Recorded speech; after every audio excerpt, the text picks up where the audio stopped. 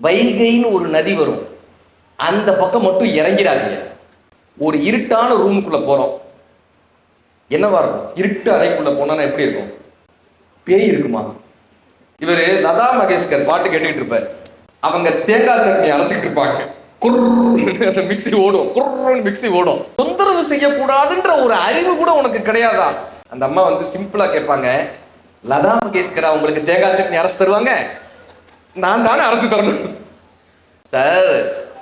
இந்த ராமாயண கலாகாட்சேபம் பண்ணுவாங்கல்ல, ராமாயண கதைகள் எல்லாம் சொல்லுவாங்கல்ல, அந்த ராமாயண கதை சொல்லும் போது ஒரு அற்புதமான ஒரு கதை சொல்லுவாங்க. கதையில் சும்மா கதை சொல்லும் போது சொல்லுவாங்க, அனுமன் வந்து சீதையை தேடி பறந்து போனாராம், தேடி பறந்து போனார். அப்ப அந்த பாதை சொல்லக்கூடிய முனிவர்கள் எல்லாம் சொன்னாங்களாம், பா அனுமரே, நீங்க சீதையை தேடி போறீங்க, ஒருவேளை உங்களுக்கு தாகம் ஏற்பட்டுச்சுன்னா கிருஷ்ணைன்னு ஒரு நதி வரும், அங்க தண்ணி குடிச்சுக்கங்க, அங்க குளிச்சுக்கங்க. அதுக்கப்புறமா வைகைன்னு ஒரு நதி வரும், அந்த பக்கம் மட்டும் இறங்கிறாதீங்க, இந்த வைகை நதி பக்கம் மட்டும் இறங்கிறாதீங்க. இவர் ஏன்னு கேட்டிருக்காரு. இந்த வைகை நதியை சுற்றி தமிழ் புலவர்கள் தமிழ் பாடி கொண்டிருப்பார்கள். தமிழை கேட்டால் நீ மயங்கி விடுவாய், மதுரை மாநகரிலேயே தங்கி விடுவாய், சீதையை தேடி செல்ல மாட்டாய், அதனால் வைகையில் மட்டும் இறங்கி விடாதே நார்களாம். அப்படி தமிழ் பாடி அத்தனை பேரையும் தங்க வைக்கக்கூடிய இந்த மதுரை மக்களுக்கு ஒரு மிகப்பெரிய ஒரு நன்றி. எதுக்காகப்பா இந்த புத்தகம்? தான் இந்த புத்தகம் எழுத்தை சிறைப்படுத்தி மனிதனை விடுதலை செய்கிறது. நான் எழுத்தை சிறைப்படுத்தி மனிதனை விடுதலை செய்கிறது. இப்ப ஒரு இருட்டான ரூமுக்குள்ள போறோம், என்னவா இருக்கும்? இருட்டு அறைக்குள்ள போனா எப்படி இருக்கும்? பயமா இருக்குமா? இருட்டான ரூமுக்குள்ள போனா எப்படி பயமா இருக்கும்லக்கா? கரெக்டா? ஏன் பயமா இருக்கும்? பேய் இருக்குமா? நம்மளோடைய இருட்டான அறைக்குள்ள போகும்போது ஏன் நமக்கு பயமா இருக்கு? அங்க ஏதோ ஒண்ணு நம்ம கற்பனை பண்ணிக்கிறோம்ல, இங்க பேய் இருக்கலாம், இங்க பிசாசு இருக்கலாம். ஏன்னா அந்த அறையில என்ன இருக்குன்னு நமக்கு தெரியாது. தெரியாத காரணத்தினால இந்த மூளை என்ன பண்ணுது, இங்க இதெல்லாம் இருக்கலாமோ என்கிற ஒரு கற்பனையில் எதையெல்லாமோ அங்க போட்டு நிரப்பிக்கொள்ளுது. கரெக்டா? அதனால நமக்கு பயமா இருக்கு. இப்ப இந்த பயம் போகணும்னா என்ன பண்றோம்? ஒரு டார்ச் இல்ல, ஒரு டார்ச் அடிச்சோன்னா ஒரு வெளிச்சம் வந்துருதா? வெளிச்சம் வந்தோடனே என்ன தெரியுது? இந்த அறையில சேர் இருக்குப்பா, இந்த அறையில டேபிள் தான்ப்பா இருக்கு, இந்த அறையில இதெல்லாம் இருக்குன்னு நமக்கு தெரிய வருதா? தெரிய வந்தோடனே அந்த பயம் போயிடுதா? அந்த பயம் போயிடுதா?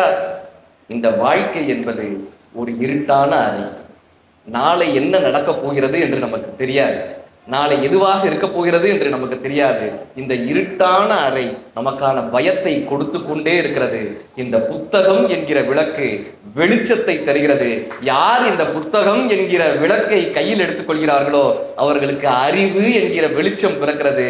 இந்த வாழ்க்கையை கடந்து விடலாம் என்கிற நம்பிக்கையை இந்த புத்தகம் என்கிற ஆயுதம் நமக்கு தருகிறது. ஒரு பையன் சார் கிட்ட கேட்டான், ஏன் சார், இந்த குடியிருப்பு பகுதிகளில் யானை புகுந்து அட்டகாசம், யானை புகுந்து அட்டகாசம்னு சொல்றாங்களே, நாம தானே யானை குடியிருப்புல வீடு கட்டியிருக்கோம், கரெக்டா? யானை புகுந்து அட்டகாசம், யானை புகுந்து அட்டகாசம் சொல்றாங்க, நம்ம தானே அங்க வீடு கட்டி வச்சிருக்கோம். அப்ப மனுஷனோட அட்டகாசம் தானே சொல்லணும். அது என்ன யானை புகுந்து? யானை வர்ற இடத்துல நாம ஆசிரமம் கட்டி வச்சுக்கிறோம், யானை வர்ற இடத்துல நாம வீடு கட்டி வச்சுட்டு யானை புகுந்து அட்டகாசம்ன்றாங்களே, இது சரியா சார்? அந்த சார் சொன்னாரு, பா யானை படிக்கல, யானைக்கு மொழி இல்லை, யானையால உரிமையோட போராட முடியாது. மனுஷன் படிச்சுட்டான், அவனுக்கு மொழி இருக்கு, அவனால எழுத்து பயிற்சி இருக்கு. அதனால நீங்கள் உங்கள் உரிமைக்காக போராட வேண்டும் என்றாலும் கூட படித்தால் மட்டும்தான், அந்த அறிவு கொண்டு போராடினால் மட்டும்தான் உங்கள் உரிமைக்காகவே போராட முடியும். படிப்பில்லாமல் போராடும் போது நீங்கள் உரிமைக்காக போராடினாலும் அது தீவிரவாதமாக மட்டும்தான் தெரியும். நம்ம போராடணும்னா நம்ம கையில படிப்புன்ற ஒரு ஆயுதம் இருக்கணும், ஒரு அறிவு இருக்கணும், ஒரு கல்வின்றது இருக்கணும். சார் காமராஜர் ஐயாவுடைய ஆட்சி காலத்துல ஐயா அமர்ந்திருக்காங்க. ஒருத்தர் வாசல்ல வந்து நிக்கிறார், ஒரு சாதாரண லுங்கி கட்டி அழுக்கு சட்டம் மாட்டிட்டு வந்து நிக்கிறார். காமராஜர் ஐயா கேட்கிறாரு, யார் அவர், என்னன்னு கேளுங்க அப்படின்றாரு. அவர் உள்ளர கூப்பிடுறாங்க. ஐயா கிட்ட வந்து சொல்றாங்க, ஐயா நான் ரிக்ஷா ஓட்டுறேன், என் பிள்ளைய ரொம்ப கஷ்டப்பட்டு படிக்க வச்சேன், பெண் குழந்தை ரொம்ப கஷ்டப்பட்டு படிக்க வச்சேன், இப்ப இந்த காலேஜ்ல சேர்த்துட்டேன், 16 ரூபா ஃபீஸ் கேட்குறாங்க, 2 நாள்ல கட்ட சொல்றாங்க, 16 ரூபா ஃபீஸ் என்கிட்ட இல்லைங்கய்யா. அந்த காலத்துல 16 ரூபா என்கிட்ட இல்லைங்கய்யா. 2 நாள்ல கட்ட சொல்றாங்க. எனக்கு என்ன பண்றதுன்னு தெரியல. உங்ககிட்ட கேட்டா எல்லாரும் ஏதாவது தீர்வு கிடைக்கும்னு சொன்னாங்க. உங்ககிட்ட வந்தேன். ஐயா சொல்றாரு, தன் உதவியாளர் அழைச்சு அவர் 16 ரூபாய் கொடுத்து விடுன்றாரு. உதவியாளர் சொல்றாரு, எங்க யாரு என்னன்னு தெரியுமா? நீங்க பாட்டு 16 ரூபாய் கொடுக்க சொல்றீங்க. அவன் ஏமாத்துறவனா இருந்தா என்ன பண்ணுவீங்க? நீங்க பாட்டு கொடுப்பா, பார்த்தா தெரியாதா? ஒரு மனிதனை பார்த்தா தெரியாதா? கொடுத்து விடுன்றாரு. 10 நாள் ஆகும்.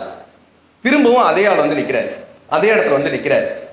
இந்த உதவியாளர் போய் ஐயா கிட்ட சொல்றாங்க, நான் தான் சொன்னேன்ல, அவன் ஏமாத்துறவன் நான் சொன்னேன்ல. இன்னைக்கு பாருங்க வேற ஏதாவது காரணம் சொல்லிட்டு வந்து நிப்பான் பாருங்க. ஏதாவது ஒரு காரணம் சொல்லுவாங்க, அவனை கூப்பிடுன்றாரு. அவர் வந்து வணங்கி நிற்கிறார். ஐயா என்னப்பா என்னப்பா? ஐயா நான் போன வாரம் வந்தேங்க, பிள்ளைக்கு ஃபீஸ் கட்டணும்னு 16 ரூபா கேட்டேங்க, நீங்க 16 ரூபா கொடுத்து விட்டீங்க. ஆமா கொடுத்து விட்டேன், இப்ப என்ன? இல்லைங்கய்யா நான் போய் ஃபீஸ் கட்ட போனேன், ஃபீஸு 14 ரூபா தானா, 2 ரூபா கொடுத்தாங்க, அந்த 2 ரூபாயை உங்ககிட்ட கொடுத்துட்டு போலான்றதுக்காக வந்தேங்க யான்னு. மிச்சம் அந்த 2 ரூபாயை உங்ககிட்ட கொடுத்துட்டு போலாங்க யான்னு வந்தேன். ஒரு மனிதனை பார்த்தவுடன் அவனுக்குள்ள இருக்கக்கூடிய அந்த அகத்தோற்றத்தை யாரால் உணர முடிகிறதோ அது மெய்ப்பொருள். புறத்தோற்றத்தை விட்டு விட்டு அகத்தோற்றத்தை நம்மால பார்க்க முடிந்தால் அது மெய்ப்பொருள். நம்ம என்ன பண்ணிடுறோம்?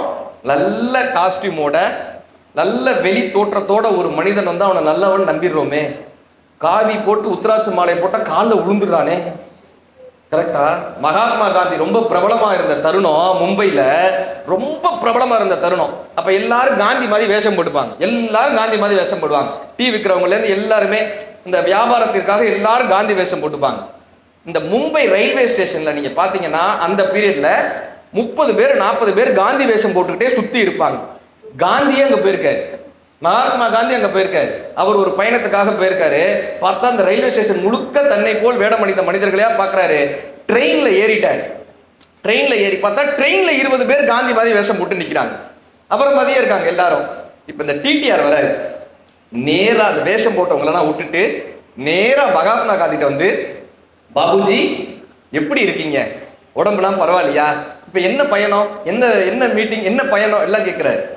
காந்தி ரொம்ப ஆச்சரியத்தோட கேட்கிறாரு, இத்தனை பேர் என்னை மாதிரி வேஷம் போட்டு இருக்காங்கல்ல, இத்தனை பேர் வேஷம் எல்லாத்தையும் விட்டுட்டு எப்படி நான் தான் காந்தின்னு கண்டுபிடிச்சிங்க, நான் தான் காந்தின்னு எப்படி என்கிட்ட வந்து கரெக்டா பேசுனீங்க, அத்தனை பேர் பக்கம் எப்படி என்ன கண்டுபிடி. அவர் டிடிஆர் சொன்னாரு, எல்லாரும் காந்தி மாதிரி வேஷம் போடலாங்க, ஆனா உங்க கையில தான் பயணச்சீட்டு இருக்கு, உங்க கையில தான் டிக்கெட் இருந்துச்சு, மொத்த எல்லாரும் சும்மா வந்து உட்காந்துருந்தான்.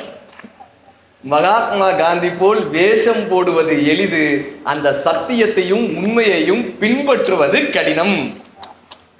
இந்த புற தோற்றத்தை பார்ப்பதை விட்டு அகத்தோற்றத்தை யாரால் பார்க்கப்படுகிறதோ அவர்கள் மெய்ப்பொருளை காண்கிறார்கள் அர்த்தம். சிந்து பைரவின்ற படம் பார்த்திருக்கீங்களா? சிந்து பைரவி படம் எனக்கு ரொம்ப பிடித்த படங்க. இந்த சிந்து பைரவி படத்துல சுலோச்சனா மேடம் ஒரு கேரக்டர்ல வருவாங்க, பாத்தீங்களா பண்ண படம்? இவரு லதா மங்கேஷ்கர் பாட்டு கேட்டுக்கிட்டு இருப்பாரு, அவங்க தேங்காய் சட்னி அரைச்சிக்கிட்டு இருப்பாங்க, குர்ன்னு மிக்சி ஓடும், குர்ன்னு மிக்சி ஓடும். இவர் சொல்லுவாரு, சிவகுமார் சார் சொல்லுவாரு, லதா மங்கேஷ்கரினுடைய இசை உனக்கு புரியாம இருக்கலாம், இந்த கர்நாடக சங்கீதத்தினுடைய மேன்மை உனக்கு தெரியாம இருக்கலாம், ஆனா அந்த பாட்டு வந்து உன் காதுல ஒழுகுது, அதை தொந்தரவு செய்யக்கூடாதுன்ற ஒரு அறிவு கூட உனக்கு கிடையாதா, இந்த பாட்டை ரசிக்கக்கூடிய ஒரு சின்ன விஷயம் கூட உனக்கு தெரியாதா அப்படின்னு இவருடைய அறிவு ஜீவிதனத்தை காட்டுவார். அந்த அம்மா வந்து சிம்பிளா கேட்பாங்க, லதா மங்கேஷ்கரா உங்களுக்கு தேங்காய் சட்னி அரைச்சு தருவாங்க, நான் தானே அரைச்சு தரணும் சார். இவருக்கு எப்படி லதா மங்கேஷ்கரினுடைய குரல் இனிமையோ அப்படி அந்த சமையலை ரசிக்கக்கூடிய ஒரு பெண்மணிக்கு அந்த மிக்சியினுடைய சவுண்ட் கர்நாடக சங்கீதத்தை விட 1000 மடங்கு இனியது என்று புரிந்து கொள்வதுதான் குடும்பத்தினுடைய மெய்ப்பொருள்.